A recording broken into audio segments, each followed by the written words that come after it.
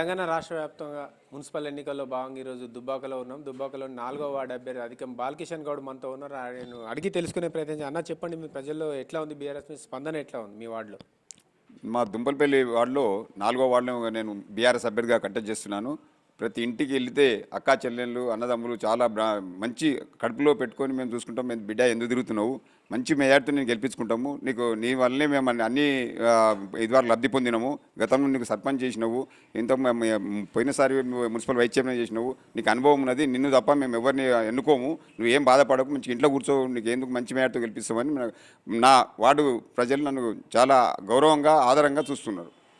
సరే, వార్డులోకి వెళ్ళి ప్రచారం చేసినప్పుడు ప్రజలు ప్రధానంగా ఎట్లాంటి సమస్యలు ఉన్నాయి, ఏ సమస్యలు చెప్తున్నారు?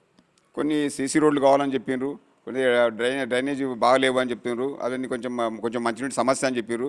సరే, తప్పకుండా నేను నెరవేరుస్తా. మా గవర్నమెంట్ మన లేకున్నా కానీ నేను మన హరీష్ అన్న అండదండలతోటి, ప్రభాకర్ అన్న గారి ఎమ్మెల్యే చొరవతోటి ఖచ్చితంగా చేస్తానని వారికి మాట్లాడడం జరిగింది. తప్పకుండా చేస్తానని చెప్పినాను.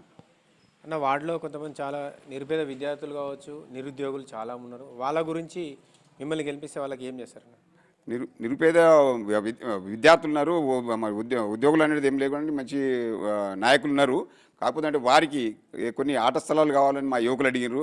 మా ప్లే గ్రౌండ్ గురించి కానీ, మా ఆట స్థలంలో ఉన్నటువంటి వస్తువుల గురించి, క్రికెట్ కిట్ కావాలని మా యువకులు అడిగితే వాళ్ళకి మాటి పడదని ఖచ్చితంగా నేను మీకు చేస్తాను, నేను నీకు ఆట స్థలం గురించి బాధ లేదు, మంచి నేను 4 రోజుల తర్వాత ఎన్నికలు కాగానే మీకు చేస్తానని హామీ ఇవ్వడం జరిగింది. వాళ్ళకి చేసి చూపిస్తాను. చాలా గతంలో కూడా మీకు రాజకీయ అనుభవం ఉన్నది. సో ఇవన్నీ దృష్టిలో ఉంచుకొని మీ ఓవరాల్గా మీ వార్డు ప్రజలకు మిమ్మల్ని గెలిపించాలని ఏం చెప్తారు? మరి నేను అన్ని రకాలుగా అనుభవం ఉన్న వ్యక్తిని కాబట్టి నేను ఖచ్చితంగా నన్నే గెలిపిస్తాను. వాళ్ళే నిర్ణయించుకున్నారు. నేను గతంలో 5వ వార్డులో కంటెస్ట్ చేశాను. ఇప్పుడు మా వార్డుకు రావాలి, నేను జనరల్ అయింది, ఖచ్చితంగా మీరే రావాలని మా యువకులు అందరూ నన్ను వాళ్ళ అండదండలతో నేను రావడం జరిగింది.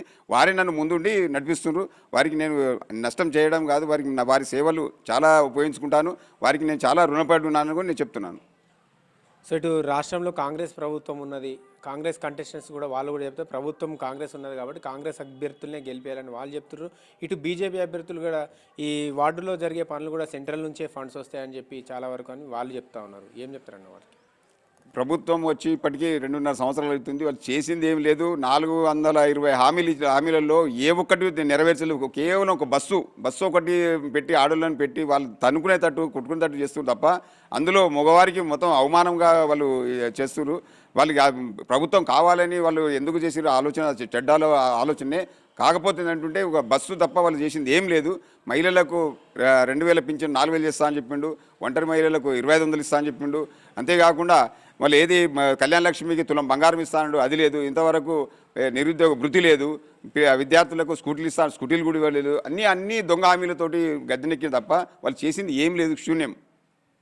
సో బీజేపీ వాళ్ళు కూడా చెప్తున్నారు సెంట్రల్ నుంచి దాదాపు 80 నుంచి 85% సీసీ రోడ్లు కావచ్చు, స్ట్రీట్ లైట్ కావచ్చు, చాలా వరకు సెంట్రల్ నుంచే వస్తున్నాయి, మా అభ్యర్థులనే గెలిపించాలని కూడా బీజేపీ వాళ్ళు చెప్తున్నారు. బీజేపీ వాళ్ళు యువకులు పిల్లలు వాళ్ళు తిరుగుతున్నారు, లేదని కాదు. కాకపోతే అంత పెద్దగా వాళ్ళకి స్పందన ఏం లేదు. ఉంటే వాళ్ళకి ఏంటంటే జెండా పట్టుకొని మోడీ అనే మోజులు ఉన్నారు తప్ప వాళ్ళకి ఇక్కడ జరిగింది ఏం లేదు, ఇక్కడ చేసింది ఏం లేదు, శూన్యమే. సో ఓవరాల్గా నీ 4వ వార్డు ప్రజలకు మిమ్మల్ని గెలిపించాలని ఏం చెప్తారన్న? ఖచ్చితంగా నన్ను గెలిపిస్తారని ఆశిస్తున్నాను. వారికి పాదాభివందనాలు చేస్తూ నిజంగా వాళ్ళు నన్ను కడుపులో పెట్టుకొని చూస్తున్నారు, ఇప్పుడు కూడా చూస్తున్నారు. అదేవిధంగా రేపు జరగబోయే 11వ తారీఖు రోజున నన్ను మంచి భారీ మెజారిటీతోటి గెలిపిస్తారని ఆశిస్తూ వారికి నాకు ప్రత్యేక కృతజ్ఞతలు తెలుపుతున్నాను. సో వార్డు ఇన్ఛార్జీలు కూడా మనతో ఉన్నారు, వారిని అడిగి తెలుసుకుందాం. అన్న చెప్పండి, వార్డులోకి వెళ్ళినప్పుడు అట్లా ఎట్లా ఉంది స్పందన బీఆర్ఎస్ నుంచి? మేము గత వారం రోజుల నుంచి 4వ వార్డులో తిరుగుతున్నాం. 4వ వార్డులో తిరిగినప్పుడు జనాలు ఏమంటున్నారంటే కేసీఆర్ బాగా చేసిండు, బాలకృష్ణకు కూడా అనుభవం ఉంది, అలాంటి వ్యక్తిని మేము ఎట్టి పరిస్థితుల్లో వదులుకోము అని జనాలే బ్రహ్మరథం పడుతున్నారు. ఎందుకంటే మనం ప్రొద్దున లేచి గల్లీలోకి పోయినప్పుడు ఎవ్వరు చూడు అధిక బాలకృష్ణ అంటే పోటీ లేదు, ఆయన నిలబడ్డాడంటే మాకు సంతోషంగా ఉంది అని జనాలు మనస్ఫూర్తిగా చెప్పడం జరుగుతుంది.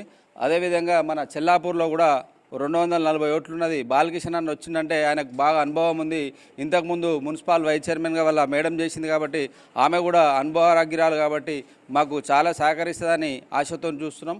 అట్లాంటి వ్యక్తి దొరకడం ఈ వార్డు ప్రజల అదృష్టమని భావిస్తున్నారు. సో గతంలో నాకున్న రాజకీయ అనుభవంతో మన వార్డులో తిరిగినప్పుడు పలు సమస్యలు అయితే నా దృష్టికి వచ్చాయి. ఇటు యువకులు ఉన్నారు, వాళ్ళ యువకులు కూడా కొన్ని సదుపాయాలు అడిగిండు. మమ్మల్ని గెలిపించినట్టయితే మాజీ మంత్రి హరీష్ రావు గారి దృష్టికి తీసుకెళ్లి, అట్లాగే స్థానిక ఎమ్మెల్యే కొత్త ప్రభాకర్ రెడ్డి గారి దృష్టికి తీసుకెళ్లి మా వార్డు సమస్యలన్నీ పరిష్కరిస్తా అని చెప్పి అభ్యర్థి చెప్తా ఉన్నారు.